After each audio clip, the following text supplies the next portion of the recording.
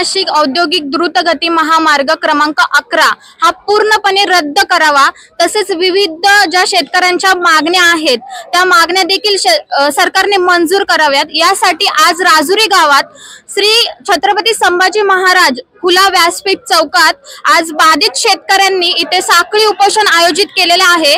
तसेच या शेतकरी बांधवांना पाठिंबा देण्यासाठी याच राजुरी गावातील जे काही पुढारी वर्ग आहे ते देखील या उपोषणात सामील झालेले आहेत। तर नेमके सरकारकडून त्यांच्या काय अपेक्षा आहेत हे त्यांच्याकडून आपण जाणून घेऊया। तर आपल्या सोबत इथे साखळी उपोषणात बसलेले जे काही सगळे शेतकरी बांधव आहेत त्यांच्याशी बोलून आपण नेमकी त्यांच्या काय अपेक्षा आहेत हे ह्या चर्चेतून जाणून घेऊया। नमस्कार दादा, नाव काय तुमचं? नमस्कार, मी बाळासाहेब सीताराम आवटी। मी अखिल भारतीय ग्राहक पंचायत महाराष्ट्राचा मध्य महाराष्ट्र प्रांताचा अध्यक्ष म्हणून सामाजिक काम पाहतो। आणि आता जे उपोषणाला बसलोय हा पुणे नाशिक औद्योगिक द्रुतगती जो महामार्ग आहे या महामार्गातला बाधित शेतकरी देखील मी आहे। तर ह्या उपोषणाला तुम्ही आज सगळ्या शेतकऱ्यांसोबत बसलेले आहात, पण नेमकी सरकारकडून तुमच्या काय अपेक्षा आहेत? हा पुणे नाशिक औद्योगिक महामार्ग जो या ठिकाणी जो जाहीर केलेला आहे हा राजकीय वेगळ्या कल्पनेतून राजकीय कल्पनेतून पुढे आलेला आहे। हा रस्ता करत असताना कुठल्याही शेतकऱ्याला या पट्ट्यातील विश्वासात घेतलेलं नाही किंवा त्याची कुठलीही कल्पना ह्या शेतकऱ्यांना दिली गेलेली नाही। कुठलाही एखादा राजकीय एखादा रस्ता जेव्हा आपण नेतो तेव्हा त्या पट्ट्यातील असणारी सुपीक बागायती जी काही शेतजमीन आहे, द्विपीक पिकाऊ पद्धतीची जमीन आहे, ही जमीन वगळून त्याचा सर्वे होणं अपेक्षित असताना देखील सुपीक जमिनीतून रस्ता न्यायचा आणि ठेकेदाराच्या हिताच्या दृष्टिकोनातून हा सर्वे झालेला आहे। म्हणून आमची तमाम ह्या पट्ट्यातील सर्व तालुक्यातील जे काही राजुरी असेल, तांबेवाडी असेल किंवा निमगाव सावा असेल, औरंगपूर असेल किंवा कोळवाडी असेल, या पट्ट्यातील सर्व शेतकऱ्यांची मागणी आहे का हा जो काही बागायती क्षेत्रातून जो काही सध्या जो रस्ता जातोय तो रस्त्याला आमचा पूर्णपणे विरोध आहे। आणि जोपर्यंत हा रस्ता रद्द होत नाही तोपर्यंत आंदोलन आम्ही कायम ठेवणार आहोत।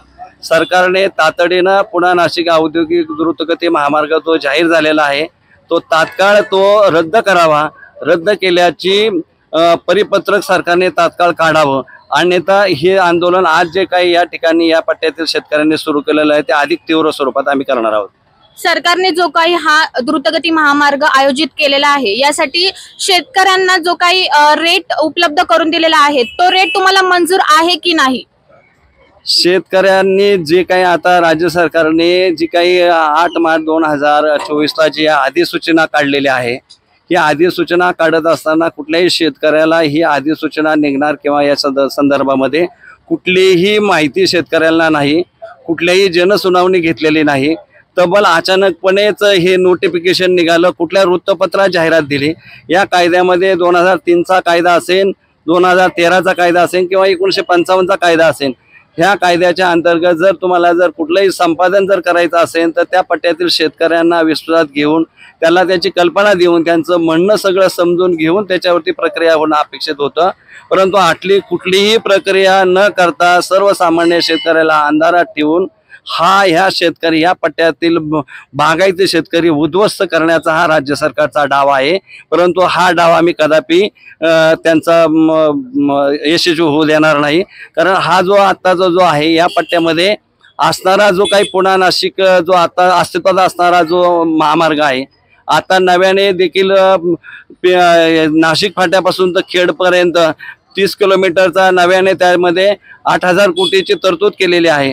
जर या ठिकाणी पूर्वीचा रस्ता अस्तित्वात असताना देखील समांतर रस्त्याची गरज काय आणि कशासाठी ह्या राजकारण्यांचा हा घाट घातलाय, म्हणजे काही ठराविक राजकर्त्यांच्या आणि ठेकेदारांच्या हिताच्या दृष्टिकोनातून किंवा त्यांचं भलं करण्यासाठीच हा रस्त्याचा डाव आखलेला आहे असं तरी आमची सर्वांची धारणा झालेली आहे। अनेक गावातील ज्या काही बागायत शेतजमिनी आहेत परंतु त्याच्यावरती 7/12 वरती जो काय आहे तो जिरायत शेरा आहे, तर त्याबद्दल तुमचं काय म्हणणं आहे?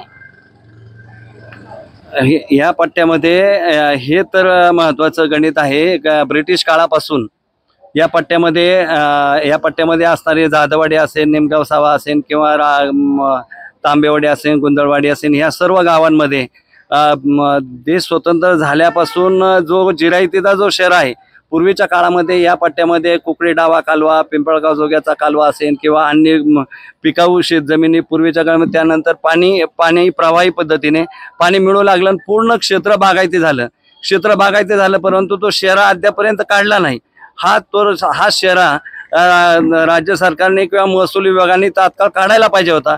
परंतु आज मितीलाही सर्व क्षेत्र जर दिसताना ते जिरायती दिसतंय आणि शेरा जिरायती दिसतोय म्हटल्यानंतर हा सर्वे जेव्हा याचा DPR बनवला जातो का आम्ही जिरायती क्षेत्रातून रस्ता नेतो, यासाठी तो शेरा तात्काळ कमी केला पाहिजे.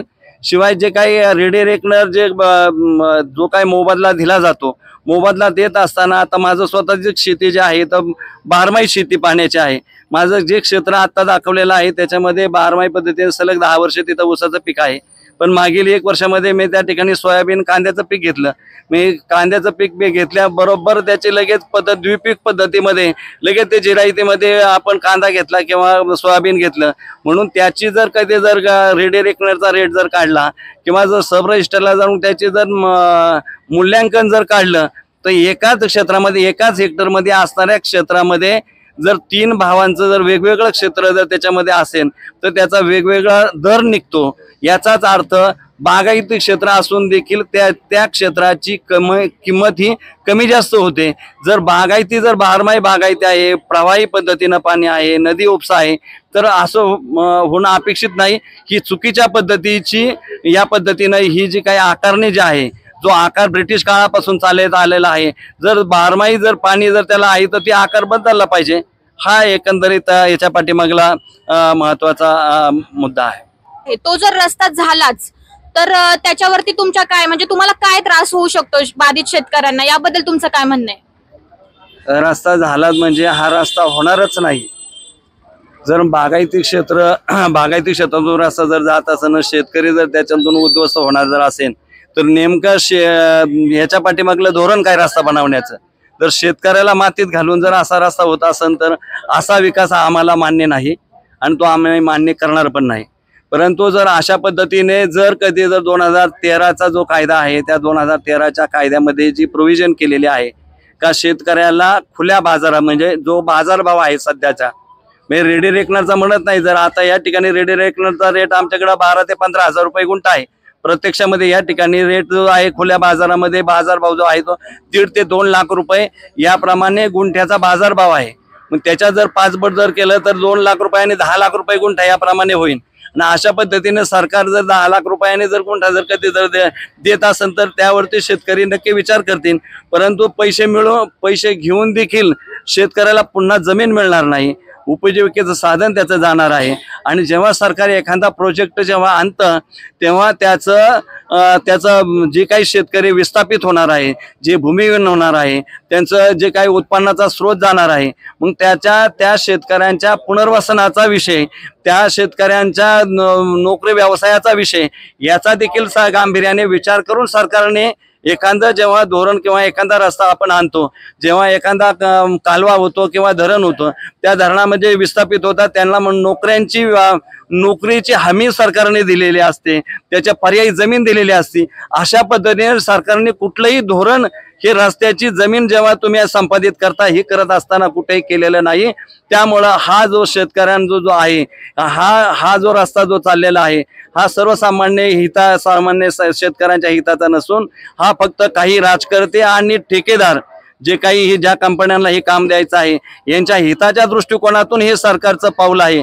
आणि हे जे सरकारने आखलेलं जे षडयंत्र आहे हे षडयंत्र आम्ही कदापिही त्यांचं यशस्वी होऊ देणार नाही. आणि ह्या निमित्ताने जो आता सध्या जे चाललेलं जे आहे हे जर आता ह्या सरकारने हे तात्काळ एकतर आमचा रस्त्याला विरोध नाही, परंतु रस्ता करत असताना बागायती क्षेत्रातून जो रस्ता जातोय याला आमचा प्रखरपणे विरोध आहे. तुम्हाला रस्ता न्यायचा जरूर न्या, आणि जर न्यायचा असेल तर बागायती क्षेत्र, सुपीक जमिनी, त्याचबरोबर दुपीक पद्धतीनं ज्या शेती पिकतात अशा सर्व जमिनी वगळा, आणि जे जिरायती आणि पिकाऊ जमीन नाही अशा क्षेत्रातून जर रस्ता जर नेत असाल तर त्याला आमचा सर्वसामान्य शेतकऱ्यांचा विरोध नाही. आणि जरी ते जिरायती क्षेत्र ज्यांच्यातून जाईन त्यांना देखील योग्य असा आताच्या बाजारभावाने बाजारभाव मिळाला पाहिजे. त्याला देखील वाऱ्यावरती कुठेतरी ठेकेदारासाठी राजकर्त्यांच्या हिताच्या दृष्टिकोनातून ते मालामाल होण्यासाठी जर करत असेल तर ते शेतकरी खपून घेणार नाही. मग तो कुठलाही शेतकरी असो, आम्ही सर्व शेतकरी आहोत. मग त्या गोष्टीसाठी आम्ही तन मन धनांनी वेळ प्रसंगाला जीवाची बाजी लावू, परंतु मागे हटणार नाही. सरकारने हा जो काही निर्णय घेतलाय द्रुतगती महामार्ग तयार करण्यासाठीचा, त्यासाठी जर तुम्ही आता विरोध करण्यासाठी साखळी उपोषण आयोजित केलेले आहेच आहे, तरी देखील सरकारने जर त्यांचा निर्णय मागे नाही घेतला तर त्या या साखळी उपोषणाच्या ऐवजी अजून तुम्ही काय आक्रमक करणार? आम्ही हे आता जो आम्ही करत आहोत, तर या निमित्ताने आम्ही या ठिकाणी या पुणे जिल्ह्यातील शेतकऱ्यांचं, या ठिकाणी बाधित शेतकऱ्यांचं साखळी उपोषण आम्ही या ठिकाणी सुरू केलेलं आहे. आम्ही प्रथमतः साखळी उपोषण करून असणाऱ्या सर्व शेतकऱ्यांना त्यांच्या हक्काविषयी आणि या भूसंपादन कायद्याच्या संदर्भात असणाऱ्या सर्व माहिती आम्ही या निमित्ताने सर्व देणार आहोत. या निमित्ताने जे काही प्रशासनाचे भूसंपादन अधिकारी असतील, जिल्हा स्तरावरती असतील, रस्ते विकास महामंडळाचे जे कार्यकारी संचालक आहे, ह्या भागातले लोकप्रतिनिधी आहे, यांच्याकडे देखील आम्ही आग्रह धरणार आहोत. जर एवढं करून देखील ह्या लोकप्रतिनिधी जे आहेत, मग ते आमदार असतील, खासदार असतील किंवा संबंधित खात्याचे मंत्री असतील, यांनी जर याची दखल घेतली नाही तर त्यांना देखील आम्ही ह्या तालुक्यात देखील फिरू देणार नाही. पुणे नाशिक औद्योगिक द्रुतगती महामार्ग क्रमांक 11 हा पूर्णपणे रद्द करावा, यासाठी बाधित शेतकऱ्यांनी राजुरी तसेच राजुरी जवळच्या इतर गावातील शेतकऱ्यांनी हे साखळी उपोषण आज इथे आयोजित केलेले होते. आणि ही मागणी शेतकऱ्यांची पूर्ण होईल की नाही, पूर्ण करणार की नाही, हा मोठा प्रश्न आहे. कॅमेरामॅन शुभम सह स्नेहल आवटी, हिंदवी न्यूज, आळेफाटा. राजकारण, समाजकारण, शेती उद्योग, गुन्हेगारी यातील नवनवीन घडामोडींसाठी आजच हिंदवी न्यूजला सबस्क्राईब करा आणि बेल आयकॉनवर क्लिक करायला विसरू नका. महाराष्ट्रातील एकमेव निपक्षपाती चॅनल म्हणजे हिंदवी न्यूज, सर्वसामान्यांच्या न्याय हक्कासाठी.